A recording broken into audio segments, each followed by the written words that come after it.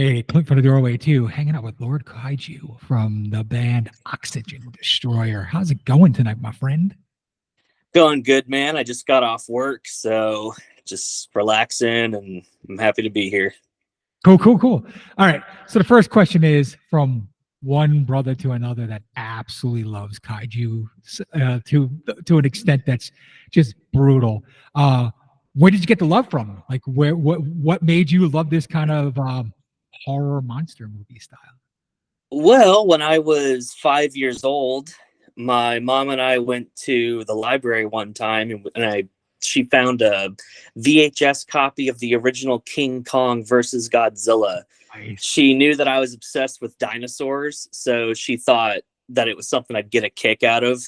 And she didn't realize how much I was really going to get into it. I got obsessed with that movie. I was like, it was the most badass thing I'd ever seen. And then from then on, I was just going to video stores every week, trying to find more movies. And that's how I discovered more Godzilla and Kong films. And Yeah. eventually I also started to discover Ray Harryhausen and stuff and Gamera, Gorgo, the Giant Claw, stuff like that. Nice, nice. All right. So I'm gonna flip the tables right now. You love kaiju, but your goddamn band's name is a weapon that kills kaiju. So why did you name it for something that destroys something you love? Well, the reason I went with the name Oxygen Destroyer is because I think the original 1954 Godzilla is the best movie ever made. And I just thought it would be a cool reference, because it sounds metal and it's a reference to one of the best movies of all time, a film that has played a very huge influence on the band's sound. So it just felt right. And Cool. plus, I feel like in a strange way, um, the Oxygen Destroyer actually further proves how invincible Godzilla is and most kaiju are, because, the 1954 film makes it very clear at the very end how if nuclear weapons continue to exist and be tested, another Godzilla could appear. Right. And then sure enough, that's what ended up happening. So it's like, in a way, the Oxygen Destroyer kind of gave them a second chance and humanity still blew it. So it's like, most of these old kaiju films, the monsters are allegories for nuclear weapons, greed, human ignorance. So it's like, there's something that are always going to be there. I feel like they'll always find a way back somehow, no matter how much you kill them or whatever you do. Right, right. No, awesome. Yeah, good retort for the reason why the band's named that. That's cool, man. All right, so let's talk about the music for a second, and then we're gonna dig some deeper into some songs and stuff too. But I love I've only heard this record and the record before, so I'm only two records into you. I haven't heard any demos or any like EPs or anything you've done earlier on. So I love the raw and melodic elements of death and thrash metal there in here. And I'm almost going to say sometimes there's like a power violence grind kind of vibe, but it's like buried and more in the background, but you can feel it. How did you mix all these sounds together to make it what it is? Because there's not a lot of bands doing kind of raw and melodic death thrash at the same time. Well, whenever I write these songs and I'm paying tribute to a specific monster or a specific movie, I'm usually watching the films as I write. So like I just kind of write what comes to me and what feels right, and I write whatever syncs up to what I'm watching. Like the reason our music is so fast is because most of the time when I'm writing these songs, I'm picturing the scenes in my head where the buildings are being crushed or you see the monsters vaporizing everything. So the reason everything sounds the way it does is because it's all based on specific scenes and key moments from these movies. Nice. There's such a strong thrash element in this band. I kind of wanted to ask you, what are some of your favorite thrash bands that got you to this? There's so many. Well, my dad's favorite band of all time is Testament. So I started out getting into Bay Area thrash thanks to him. And then I started digging deeper and deeper and finding bands like Demolition Hammer, Morbid Saint, Sadist, Protector, Sodom, Creator. And I'd say those bands are the ones that really really made me want to write this kind of music, because I just liked how those bands were just relentless and, no bullshit. Yeah, like more the raw, fast, in your face thrash metal. That's cool, man. Very nice. So if someone was to come to you and ask in 4 simple words, how would you describe your band? How would you do it? Like, how would I describe our sound? Yeah, in 4 simple words. Like, all you could do is give me 4 words to describe it. Well, I guess I'll refer to we have 2 different taglines. There's brutal thrashing kaiju metal, and there's kaiju conjuring death thrash. I'd say those describe us pretty well. I am good with that. Use what works. So from the last 2 records, Sinister and Guardian, what would you say are the biggest differences and the biggest similarities inside the sound of those records? I'd say the 2 main similarities are definitely that we're still singing about giant monster movies and we're still writing really fast music. But I think the biggest differences are the third album is definitely more technical. It's more frantic. Plus,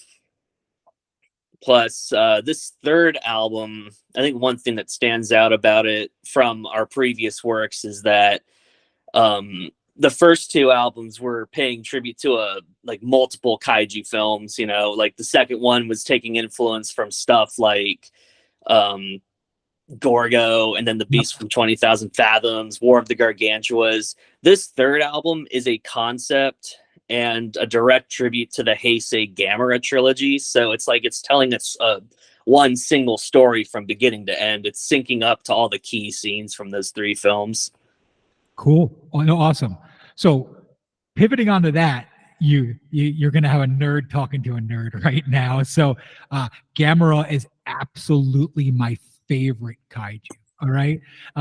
And I just think Koreans know how to make kaiju movies that are humanized. You feel like Godzilla, yeah, you feel loss and stuff, but he's still a monster that's killing people. Like Gamera almost feels like when something happens to him, it's happening to you, because he's protecting basically the human race. Like that's kind of like what his job is to make sure these things are okay.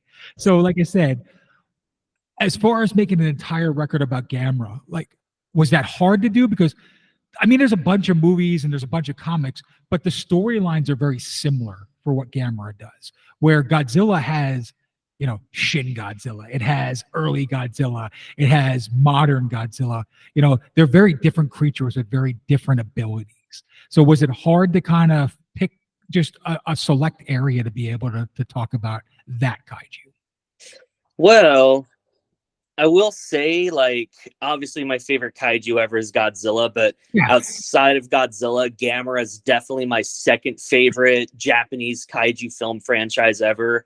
I think what always made Gamera stood out, like you said, is the fact that he protects people. Right. And that's why with this third album, I wanted it to sound really epic.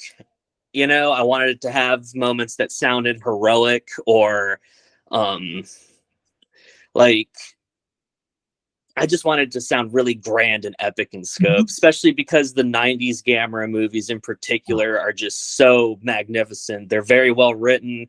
The special effects are outstanding, especially when you consider that their budgets were like $5 million. It's unbelievable what they pull off. And they're my 3 favorite movies ever made. I've been a fan of them since I was like 9 years old. They've done more for me than anyone can ever know. So getting to do this record was a dream come true for me. Like, this was an idea I had since I started the band, like almost 10 years ago.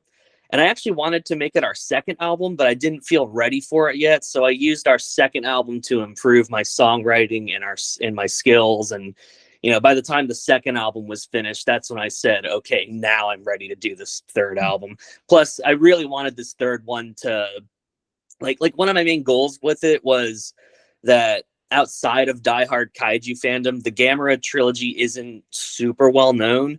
Nope. So when I put this album out, I really wanted it to, make an impact and get more people to watch these films.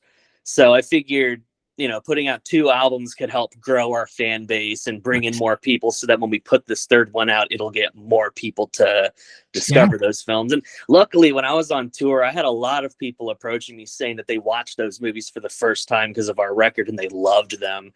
And, but when it comes down to it, that was the main goal. So I'm happy to see that's happening because I love those movies. I'll tell you what I always tell anybody that, when talking about the popularity of these movies and all that stuff, Kong and Godzilla, they are the Black Sabbath and Judas Priest of kaiju movies and monsters. And I see the Gamera trilogy as the Demolition Hammer equivalent. It's like, it's not known worldwide by everybody, but it's got a strong cult following, and the people that know it's the shit. They're diehard fans, yeah. And the great thing about Gamera movies, and I agree, is if you watch them for the first time, it's one of the few kind of kaiju movies that gives you the feels. Like you actually, you feel for the creature. In a lot of other movies, you don't. So I love you for doing it. So thank you. Thanks for bringing that, that kaiju out in the world. And so, good. Oh yeah. I'll just say this too. Even though this album's a direct tribute to the '90s Gamera films, I still love the old ones too. I think the old ones, I know they're super corny and cheesy, but I think they have a lot of fun and charm. And I kind of when comparing the '90s Gameras to the '60s and '70s ones, I kind of see it as the equivalent to comparing Tim Burton's Batman to the Adam West Batman. Right.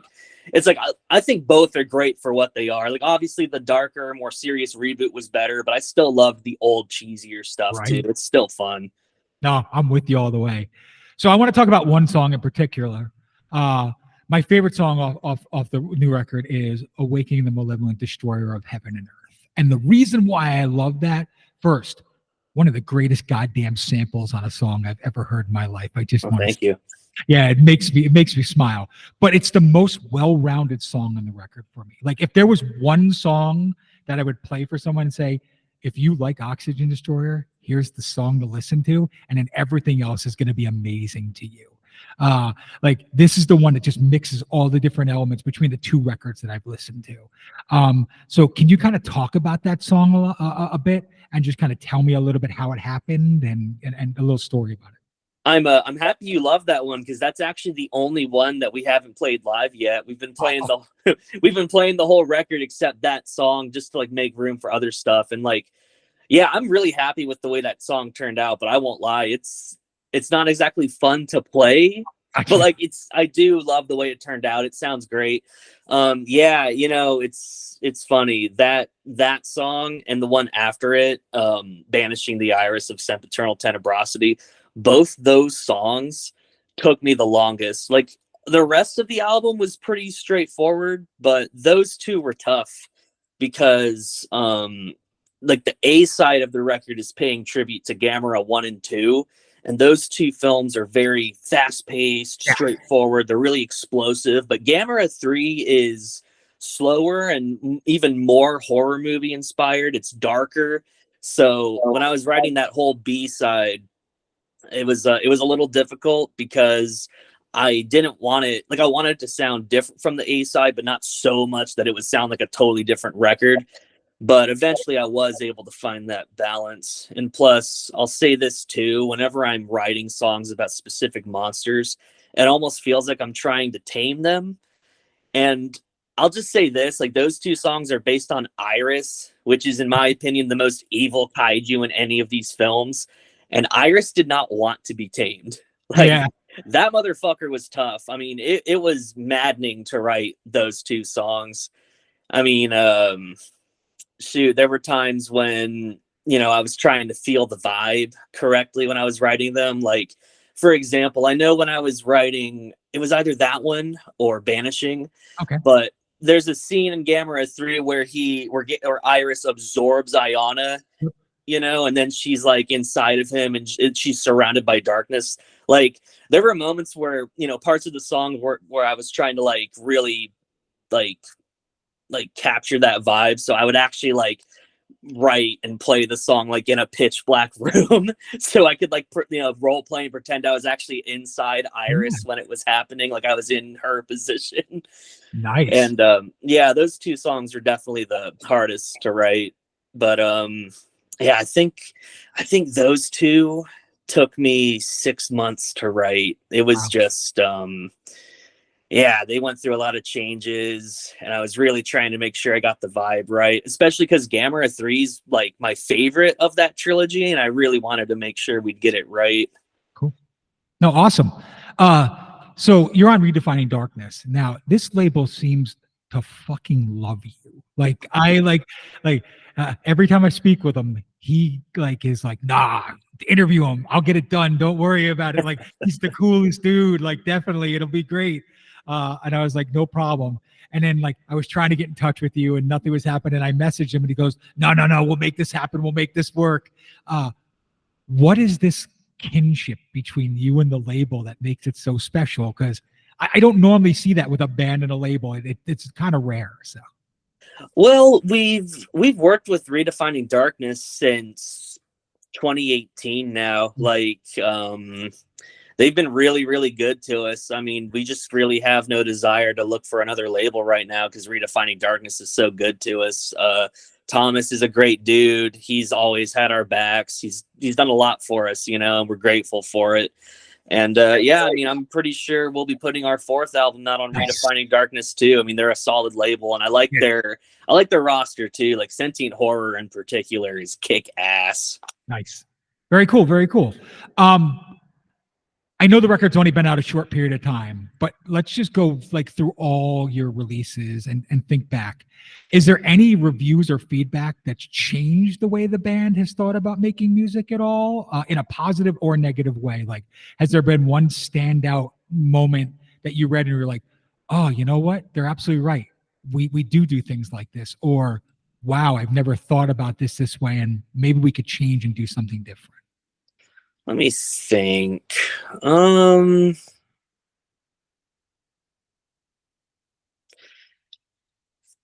really trying to think right now. No, I appreciate it. Take your time. I know that every now and then, from time to time, I'll see people say that they wish that we had more slow parts. Okay. But that's kind of a statement I disagree with. Like, I get what they're saying, but you know, the reason our music is so fast is because it's about, you know, it's representing the chaos that these giant monsters bring. And you know, I think we have plenty of slow moments. I mean, in a way, I feel like having fewer slow parts kind of makes those slow parts even more crushing because the speed builds up to it. Kind of like, I think our 4th track especially does that well. Thy Name is Legion. I agree. But I think one thing I agree with on previous reviews, you know, for our previous albums were the like production complaints. I feel I haven't seen any complaints for the production on our latest record. I think we finally absolutely nailed it with what we were going for with production. We worked with Charlie Korn, the drummer for Ascended Dead, and he also drums for Incantation. He's a super solid guy. He was excellent to work with. And then Noah from Nunslaughter mixed and mastered this new record too, and he just absolutely killed it. Redefining Darkness even recommended him to us. Like, they were telling me, like, you got to work with him. He's the guy. And then when I realized he's the same dude that mixes and masters Midnight, I was like, okay, yeah, we should work with him because I love Midnight's production. You know, we've always wanted to, like, with our production, we've always wanted to find the perfect balance between making a record that sounds polished, but not so much that there's no aggression, that, you know, that there's nothing raw left. And I think we finally nailed that with this 3rd record. Cool. Yeah, I was going to say the last record before this one, when it gets extremely fast, the painting kind of blurs a bit. And I agree. But on this one, you can hear everything slow, fast, and different. And the nicest thing on this one is, where on the last one, the drums kind of blurred together when they got really fast. This one, you hear every drum on it. It's like, it's really cool. So I agree. This one's got amazing production and mixing and mastering. So Thank you. Yeah, I'm happy to hear that, because that's definitely what we wanted to nail on this third record. We wanted everything to be heard like perfectly. We wanted, yes, like, we wanted everyone to hear literally everything that's right, going on. But but to make sure it's not so polished that it sounds like a radio rock song or right, something right. like that. No, I agree. Um, so being in this for a bit of time, why do you think like in the last 4 to 5 years, there's been, I'm gonna say like a fourth rebirth of like death and thrash metal? Like thrash metal kind of disappeared for a bit in the 2000s, and now I would say like from 2015 on it's kind of been growing, but like from 2020 on, like right after the pandemic, like thrash metal has this like new revival, and real death metal, not deathcore, not mixing elements, like true old school 90s earache and relapse and nuclear blast style death metal is coming back. Do you think that it's the time? You think it's just the struggles that we're seeing in the world right now? Like, what do you think makes this happen? Um, hmm. Maybe I haven't really thought about that. Yeah.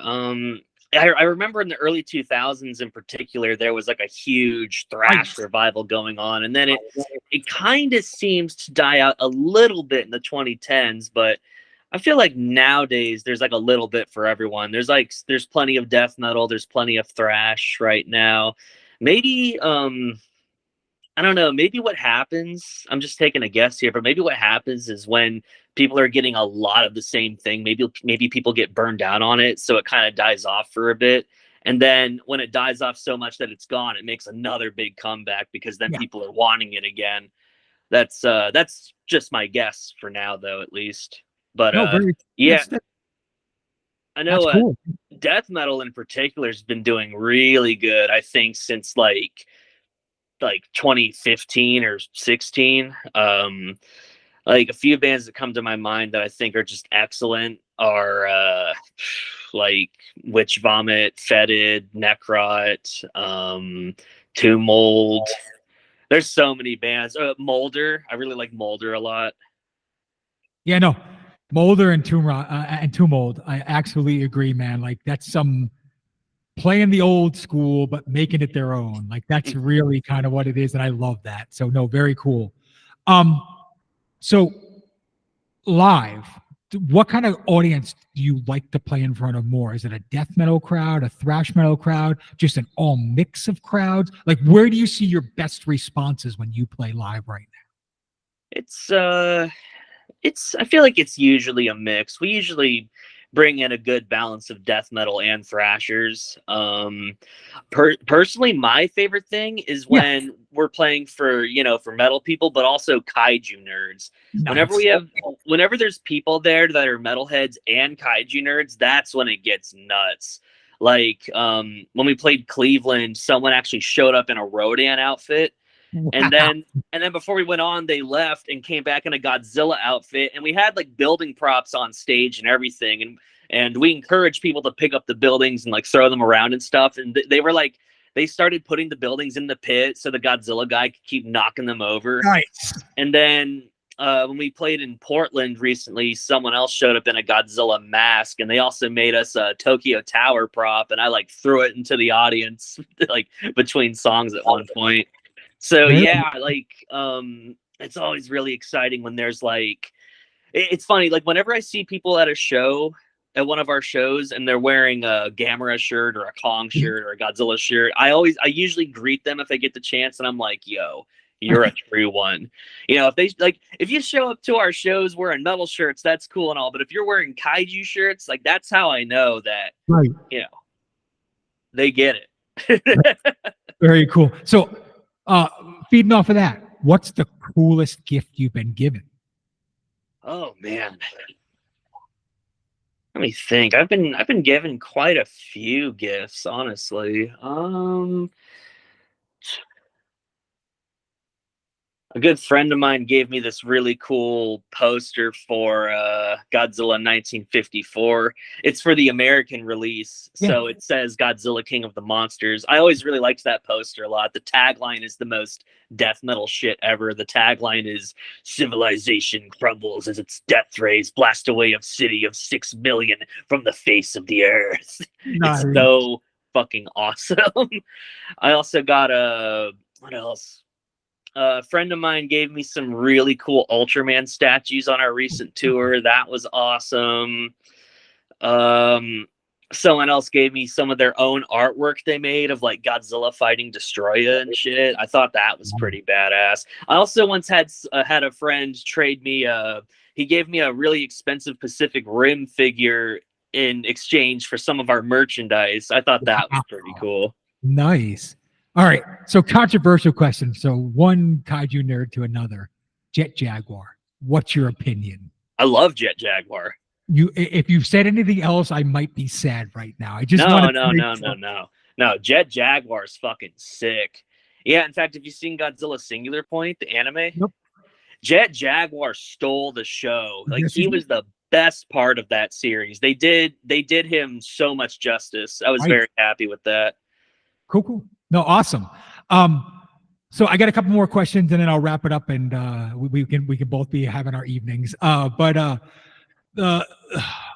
If there was one band that could take one of your songs, re-record it and make it their own, what band would you want to try and have that done with? Oh, if a band wanted to cover us? Well, no, let's say they you wrote the song, you showed it to them, but they made it their own. Like it's going to be their song, not yours. Who would you want to do that with? Huh. I never thought about that actually. I never thought about that. I don't know. That's fine. If you don't have an answer, that's fine. How about a band that you would love to cover you? I don't care if that we can do that too. Man, I've never thought about that either. Really? I've thought about bands that I wish I could have seen when they were still around before, or like bands I wish we could tour with. So what band what band would you like to tour? Would you love to tour with? Living or dead? I don't care what. Dude, well, if they were still a thing, I really wish I could have seen Death with Chuck. I would have killed to see Death or like tour with Death. Sometimes I also dream of us touring with Vader. Maybe we actually played with them a few years ago in Portland and Seattle. We got super lucky and got added onto both those bills with them, and it was it was kind of a dream come true, honestly, because Vader's a huge influence to us. Cool. Well, I was thinking of a non-death metal band that I would have loved to hear take your stuff because I feel like they have similar vibes, and that's Typo Negative. Like, I love Typo Negative. Yeah. I really feel like the first two Typo Negative records, they feel like Oxygen Destroyer if you guys were like a goth metal band instead of a death metal band. So I think it'd be really good. I think it'd be like a really good kind of comparison. And unfortunately, that'll never happen. But like, I think it would be a really interesting interpretation of what you do because they got the same kind of vibe. So I do like that band a lot, and yeah, I really wish I could have seen them too. That would have been sick. Yeah, I saw them many, many times. I'm an old dude. I'm 52, so You're so lucky. Yeah, I lived in New York, so like I knew the guys and stuff. So it's like, nice. Yeah, it's a, when you're that age and you're in New York and you're hanging out and playing music, you become friends with all those people. So like, no, but like, yeah, it was awesome. Live, how do you feel the band is different live from your records? Let me think. That's what's funny, is because when we do these recordings, we try to make it sound as much as we do live as we can. We always like to, when people hear our records, we want them to feel like they're actually hearing us, But I will say when we play live, we're not as sample heavy. Like we have some samples, but all the samples you hear on the records, you wouldn't hear live. Gotcha. I guess we kind of go for a different vibe in that aspect. Like, on the records, we want it to sound more, I guess more atmospheric with the samples. But when Hmm. we play live, we just like to give them the music for the most part. You know, just the music itself, just no bullshit, no nothing. Um, and yeah, in fact, you know, I'd say another difference is we usually focus on just playing the really fast stuff and avoiding the stuff that has a bunch of slow parts. Just because, like, you know, when we play live, we want people to feel like the venue's about to be crushed by a giant monster. You know, we want everyone to feel exhausted by the time we're done playing because we've been so consistent and nonstop the whole time. Cool. So my last question is going to be, if today was it, the band's done, like you know, you're turning the chapter. What do you as a band want to be remembered as? Um, I definitely like where we're at now. Like, I'm content with where we're at. We've already come far, you know, so much farther than I ever thought we would. I guess I would like us to be remembered as like a solid cult band that brought my two favorite things together, which are heavy metal and giant monster movies. And I'm also just happy to know that there's people out there that are discovering these films because of our music, and I know there's even people who were into kaiju films and got into metal because of us. Nice. And that means the world to me to know that that's actually happening. Cool. Awesome. So the last thing I'm going to do is give it to you and give you the last couple of minutes on this. Talk about what's upcoming, what you got going on, the future. Sadly, and I just want to give a little story. Like, uh, I got your record. I listened to it. I fell in love with this new record, and I messaged your label and I said I would love to be able to do an interview. And literally, you were playing Dallas that night. And Oh, so I totally missed you because I didn't know you were playing Dallas that night. oh man. Yeah, I just remember too. That's why it took me so long to get back to you on this interview, because we were on tour. You Yeah, know, we were just super busy. Oh man, I really wish you could have been at our Dallas show. It was crazy. People were picking up the buildings and throwing them around. That was a really fun show. That was one of my favorites on the tour. I would have loved to been there. Yeah, I live in Fort Worth, so like Mm. I would have been there with no question. It would have been awesome. But next time is next time. But yeah, tell me about what's going on, the future, a little bit about what's happening with the band. Well, I'm already halfway done writing the fourth album, and I think we're gonna try recording it sometime next year. Nice. We've got two shows coming up with Ghoul and Haggis, so I'm looking forward to that. It's not announced yet, but we do have another tour coming up this early December. It should be announced pretty soon. It'll be Cool. cool, and we're already trying to figure out, you know, tours and stuff like that for next year. Personally, I really want to make sure we can go to the East Coast and Texas at least once a year from now on, because I we love when we get to, you know, leave outside the Pacific Northwest and go to other cities. It's always exciting to play for people who either haven't ever seen us or don't get to see us that often. It's always really cool to experience other scenes and just travel the country. Nice. Well, again, thank you for doing this, man. I appreciate it so much. Come from the doorway too, hanging out with Lord Kaiju from Oxygen Destroyer. You have a great night, and like I said, when you're back in Texas, I will see you for sure. Hell yeah, dude. Hail the kaiju.